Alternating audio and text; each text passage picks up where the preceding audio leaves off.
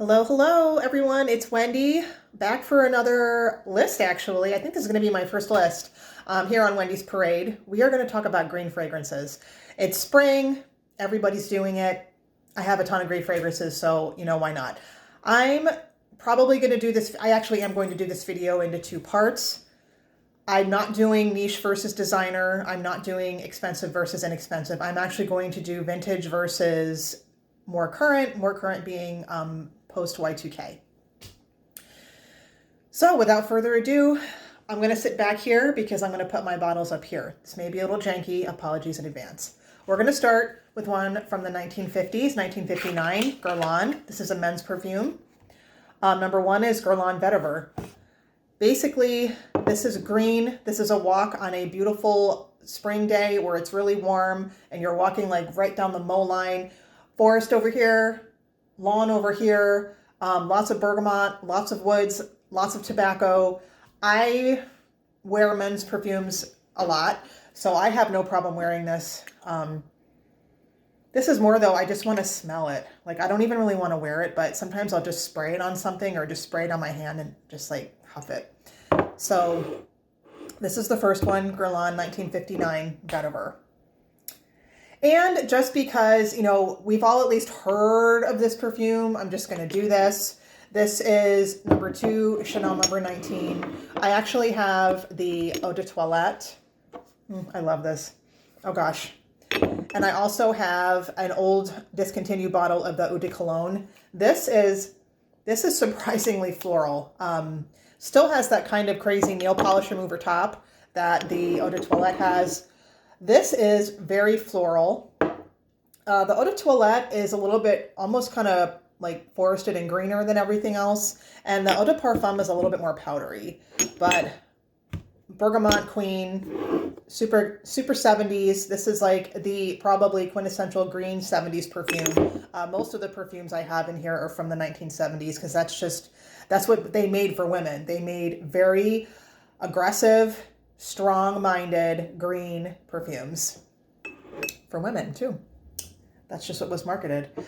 This is a really old one. It's impossible to find. It's discontinued. It costs thousands of dollars on eBay. This is Gucci number 3. This is more of a oak moss green perfume. But again, super 70s. I think this may be from like 1976 or something. Really, really green, really oak mossy, really wooded. And just not wearable for today's crowds, but man, I love this. And this is a really small bottle, and once this is gone, I'm not going to be able to replace this. Oh, let's switch gears and do an Estee Lauder. Estee Lauder, man, she loved her green perfumes. They used to make this perfume called Private Collection. Listen up, Tom Ford. Private Collection. So this is Aliage. This is my new bottle of Aliage. I also have a vintage bottle somewhere else. This is really, really, really, really piney. Like, it's funny now because I see these perfumes and they're like, oh, it's so natural and it's pine and it's green and it's this and that. And I'm like, man, what's old is new again. Like freaking Estee Lauder was doing this in the 70s. Aliage is really nice. This version is a little woodier than the original version. The original version, it smells like you're wearing pine essential oil.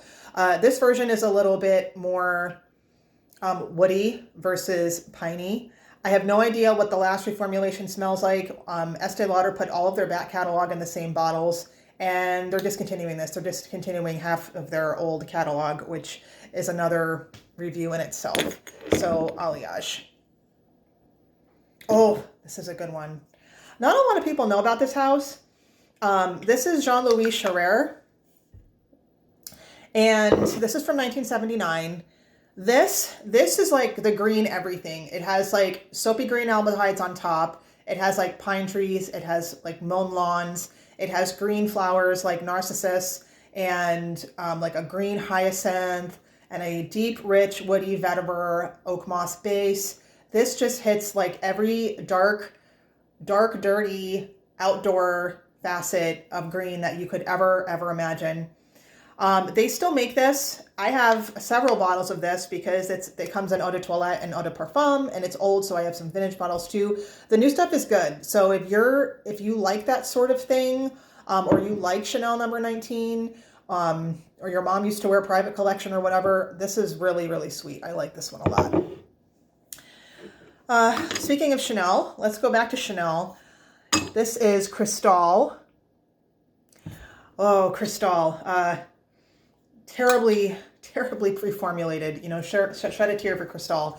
But Cristalle is like a spring day, but really, really, really early spring. Not when it's spring and it's like 85. I mean when you've had a hard winter and it is spring and it's like 50. And maybe things are starting to melt.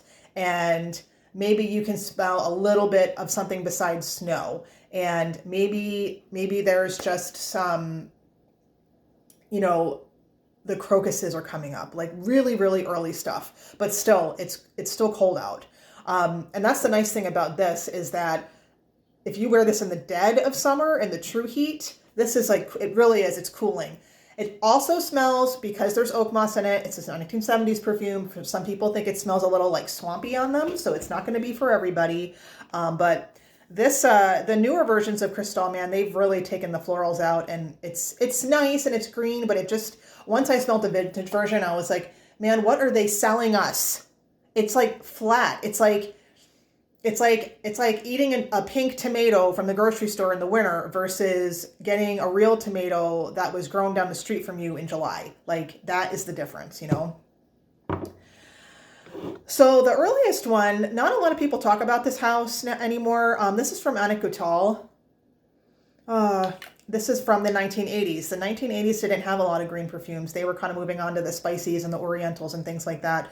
But she was an early niche perfume house, and they got bought out recently, so their direction has really changed. But this is Eau de Camille, Camille, and this is like the prettiest ivy scent I have ever worn.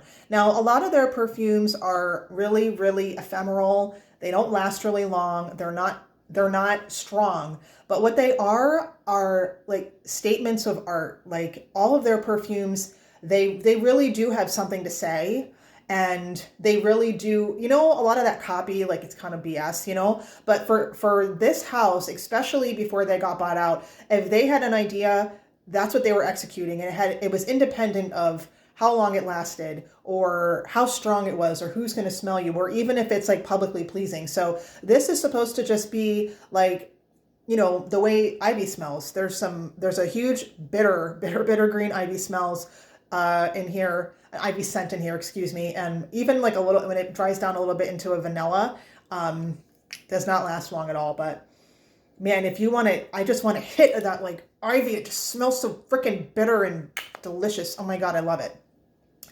So those are my vintages, not real reviews, but just what I have on my shelf and why I like them. So going forward to review, first we talked about Old School 1959, Jean-Paul Guerlain. I believe it was his first scent, 18 years old or something, or like very, very young. Can you believe that? That's just crazy.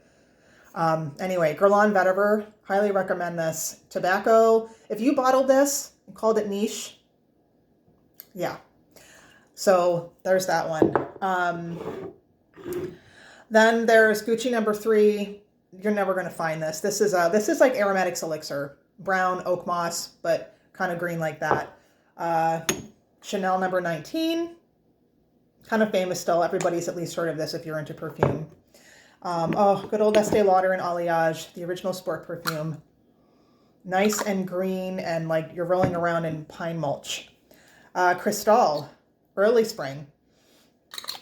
Jean-Louis Scherrer, all the greens.